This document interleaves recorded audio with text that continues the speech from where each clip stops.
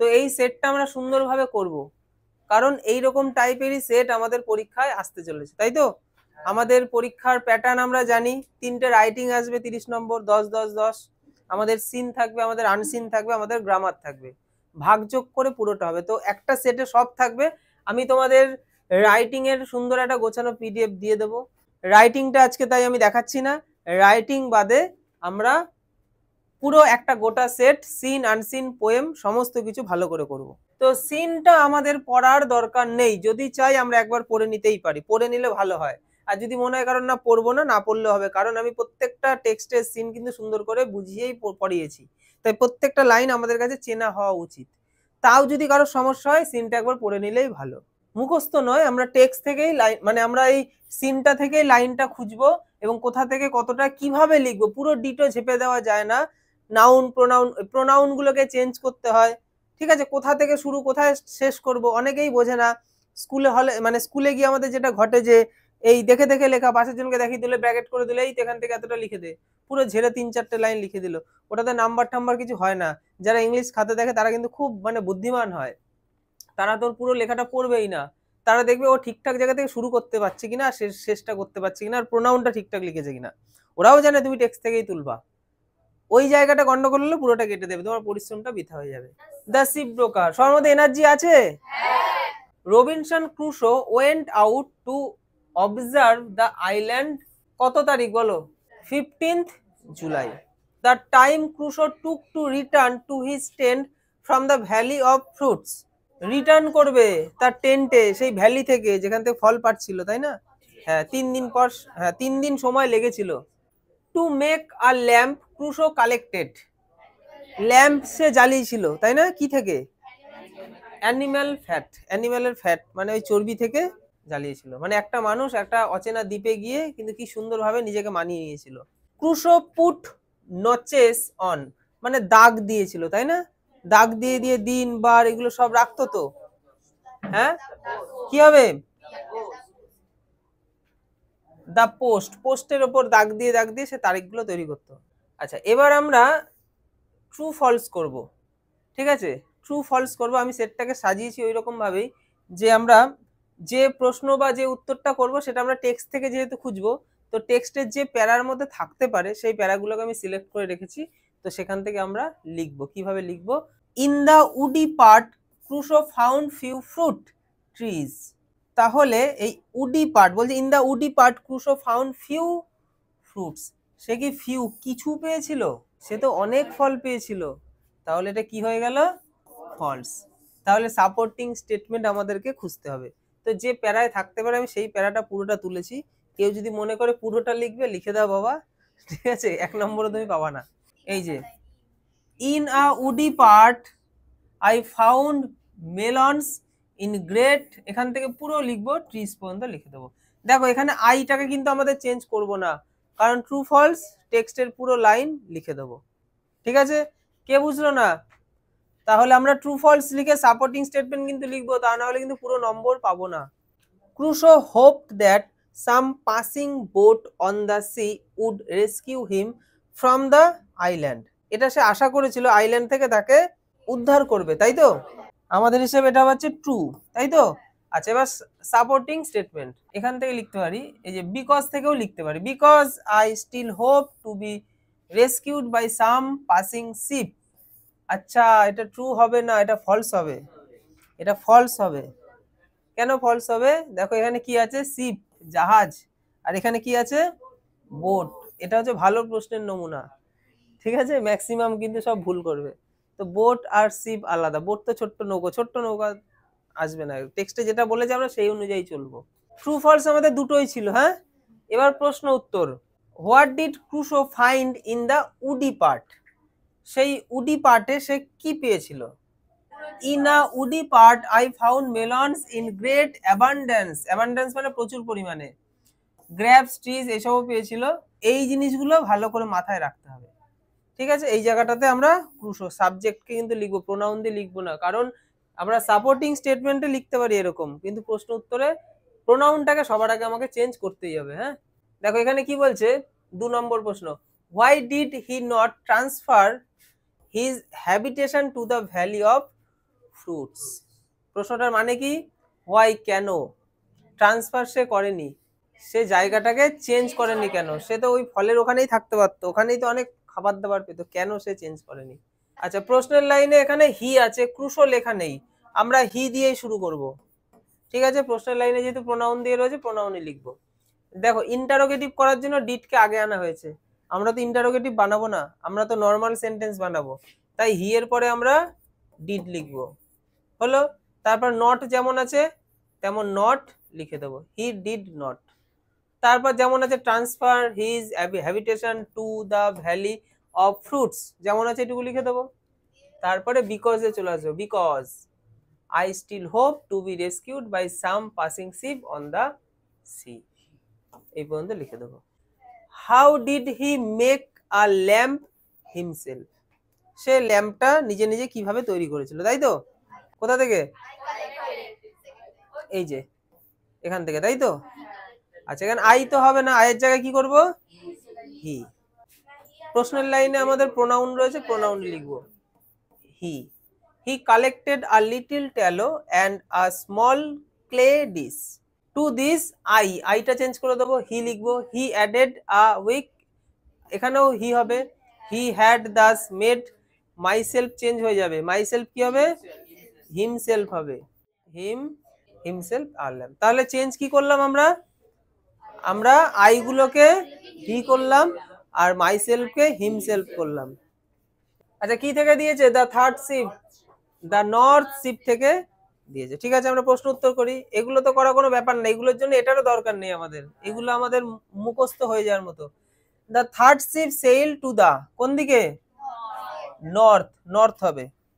তারপর দেখো, the northern sky ওয়াজ, কেমন ছিল, হ্যাঁ এই যে dark, D number option dark হবে। The ship bricked for a long journey, লম্বা যাত্রার জন্য কে সজ্জিত হয়েছিল, হ্যাঁ দ্য থার্ড শিপ, 3 নম্বর জাহাজ। The star was spilling fire হবে, ফায়ার তো। আচ্ছা, এবার আমরা কমপ্লিট করব, তাই তো। 1 নম্বর কি আছে দেখো, দেয়ার ওয়াজ, তো এটা ইররিলেভেন্ট প্রশ্ন, এটা উত্তরই করা যাবে না। তারপর 2 নম্বর দেখো, the ships from both east and West, তাহলে পূর্ব দিকের এবং পশ্চিম দিকের জাহাজ তাদের, হ্যাঁ এই যে হ্যাপিলি অর আনহ্যাপিলি, এটা হবে এখানে। ঠিক আছে, এটা আমরা এখানে, the third ship continued its journey over the sea, the darkening sea, over the proud unfruitful sea, the northern sky rose high and black. Over the proud unfruitful sea, এই লাইনটা এখানে লিখতে হবে, কারণ এইটার প্রথম অংশ হচ্ছে এইটা, তো এইটার সাথে এইটাই রিলেটেড, তো আমরা এই লাইনটা লিখে দেবো। আনসিনটা কিন্তু আমাদেরকে ভালো করে পড়তে হবে, এখানে কোনো কম্প্রোমাইজ করলে কিন্তু হবে না, নো কম্প্রোমাইজ। হ্যাঁ, খুব সুন্দর করে পড়ে বুঝেই করব, ওই কোনো প্রশ্ন দেখে লাইন কোথায় ম্যাচ খাচ্ছে এবার পুরো বুঝতে হবে এমন নয়, আধ খাপচা বুঝলেও হবে, যেন পরিচিত চেনা চেনা ব্যাপারটা থাকে। সক্রেটস দ্য গ্রেট গ্রিক ফিলোসফার, ইনি হচ্ছেন একজন গ্রিক ফিলোসফার, দার্শনিক যাকে বলে, গ্রিক দার্শনিক।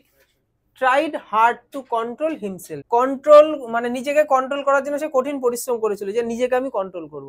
And was resolved never to make a show of his temper, মানে সে কখনোই নিজেকে রাগাবে না, এরকমটা ঠিক করে। আমরা যেটা করি কথায় কথায়, যেমন তন্ময় রেগে যায় কারোর উপর, ও বলছে আমি কখনো রাগ করব না কারোর উপর, যে আমার উপর যাই করুক, ঠিক আছে যাই করুক, যাই হয়ে যাক আমি রাখবো না। হি believe that an angry man was more a beast than a human being, মানে সে বিশ্বাস করতো যে একজন অ্যাংরি ম্যান অনেক বেশি ভয়ানক হয়, ঠিক আছে সে অনেকটা পশুর মতো হয়। অ্যাংরি ম্যান মানে রাগী মানুষকে এখানে সে তুলনা করছে একটা পশুর সাথে, মানুষ রেগে যায় মানে সে আর মানুষ থাকে না, সে হয়ে যায় পশু। তো আমি নিজেকে পশু বানাতে যাই না, আমি রাগ করবো না, রাগ করবো না বললেই হবে, রাগানোর জন্য বাড়িতেই লোক থাকে। He had a wife who use to lose her temper on the slightest excuse and tried her best to irritate the cool and calm philosopher, তার বউ ছিল একটা, সে সবসময় চেষ্টা করতো তাকে আর কি ছোট্ট কোনো কারণেই তার উপর রেগে যেত, চেঁচামেচি করতো, ঠিক আছে, তো সবসময় তার উপর খুব চেঁচামেচি করতো, উল্টা পাল্টা সবসময় বলতো, যদি একটু এদিক থেকে ওদিক হতো তার বউ সারাদিন বাড়িতে তার উপর খ্যাট খ্যাট খ্যাট খ্যাট করতো। One day C became more furious than ever and began to insult Socrates. সে খুব রেগে গিয়েছিল এবং খুব মানে ইনসাল্ট করছিল সক্রেটিসকে, ঠিক আছে।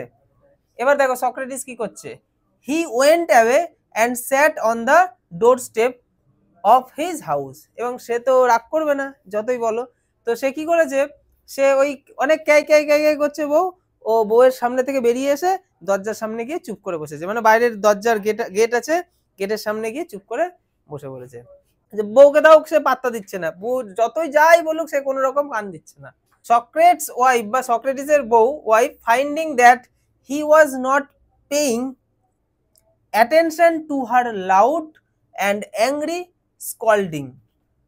এটা কিন্তু খুব ভয়ানক একটা ব্যাপার। হ্যাঁ, কেউ কটকট কটকট কারোর উপর করছে, যার উপর করছে সে যদি কোনো রকম আওয়াজ না দেয় সে কিন্তু আরো রেগে যায়, তাই না? তাই বলছে যে কোনো রকম অ্যাটেনশন দিচ্ছে না বউয়ের ওপর। সে went up to him and emptied a pot full of water over হিম।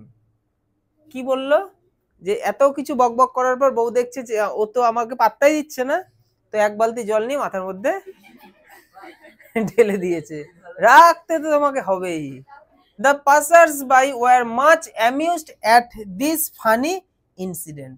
দেখো পাসার্স বাই মানে রাস্তা দিয়ে যারা হেঁটে যায়, পদযাত্রী, রাস্তায় লোক যদি হাঁটবে, তো গেটের সামনে বসেছিল, তার মাথায় জল ঢেলে দিয়েছে, রাস্তার লোকজন হাসবে না? তোর বাড়িতে যদি হয় হাসবে তো। তো লোক তো বেশ মজা পাচ্ছে, বাহ বাড়িতে বউ আর ইয়ের ঝগড়া হচ্ছে, কি মজা, দারুণ, দিয়ে জল ফল ঢেলে দিচ্ছে, এসব দেখতেও মজা লাগে, মনে দাঁড়িয়ে দেখি, ঠিক আছে। Socrates joined them in their laughter and quickly remarked.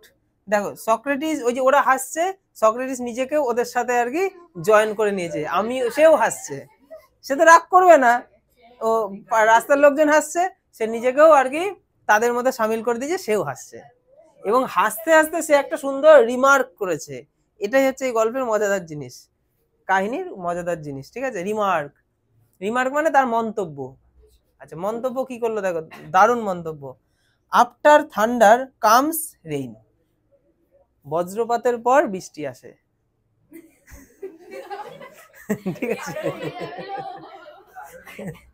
তাহলে তার মন্তব্যটা ছিল বজ্রপাতের পরেই তো বৃষ্টি আসে, তো বৃষ্টি এসেছে, মাথায় জল দিয়ে বৃষ্টি, একটু বজ্রপাত ঘুরছিল, এটা স্বাভাবিক ব্যাপার।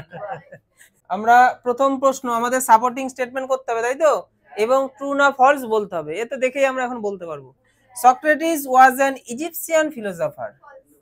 সে ছিল গ্রিক, তাহলে ফলস, এবং প্রথম লাইনটা লিখে দেবো, Socrates the great Greek philosopher, এইটুকু লিখে দেবো, ঠিক আছে। যদি মনে আর একটু লিখবো তাহলে গিয়ে এরকম ডুম করে শেষ করা যাবে না, পুরো ফুল স্টপ পর্যন্ত লিখতে হবে।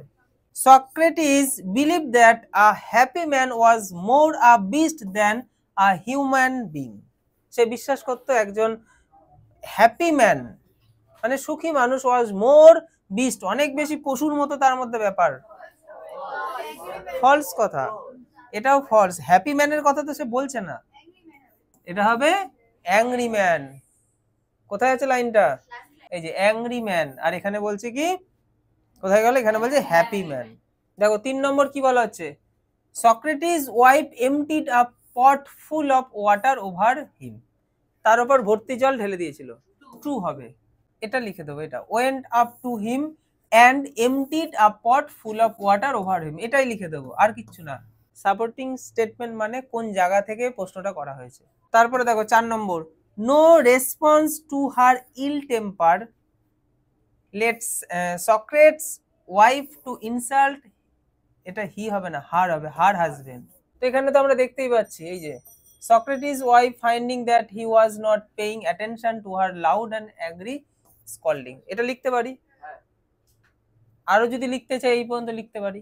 The passers by in the street were much, এই যে এখান থেকে লিখবো, amused at this funny incident. One day Socrates wife became more furious than ever and began to insult Socrates, এইটুকু লিখে দেবো, ঠিক আছে। এখান থেকে এইটুকু লিখলেই complete.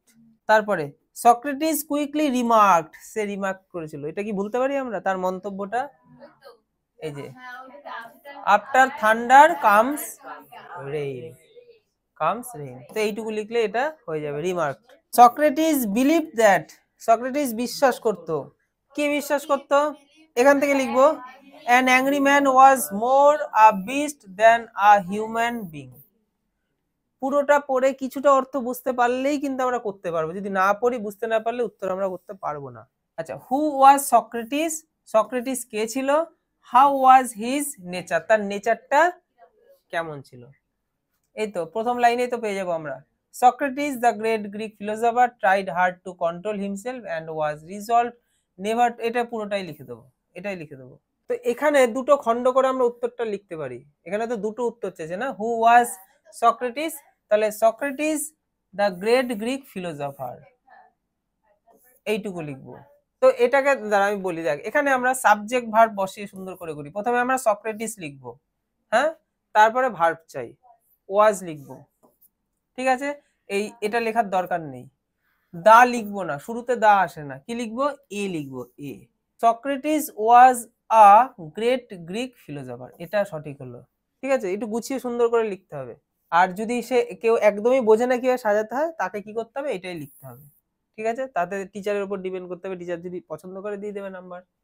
How was his nature, তার নেচার কেমন ছিল, এইখান থেকে লিখবো, ট্রাইড থেকে শুরু করা যাবে না, হিজ নেচার না, এখানে ট্রাইড তো এটা হচ্ছে ভার্বের সেকেন্ড ফর্ম, তাই তো, তাহলে সাবজেক্ট চাই, সাবজেক্ট বসিয়ে দিই, সাবজেক্ট কি লিখবো, হি থেকে শুরু করতে পারি, he tried hard to control himself and was resolve never to make a show of his temper, he থেকে শুরু করে দেবো, কারণ আমরা প্রথম অংশে তো সক্রেটিসের নামটা নিয়েছি এবং একটা প্রশ্নের যেহেতু অংশ, আর যদি কেউ মনে করে নামটা লিখবে, নামটাও লিখতে পারে, তাহলে এটা এখান থেকে এরকম ভাবে যেমন আছে তেমনই লিখতে পারি, he had a wife who use to lose her temper on the slightest excuse and tried her best to irritate the cool and calm philosopher, এটা লিখে দেবো, এটা হচ্ছে 1 নম্বর আর এটা হচ্ছে 2 নম্বর।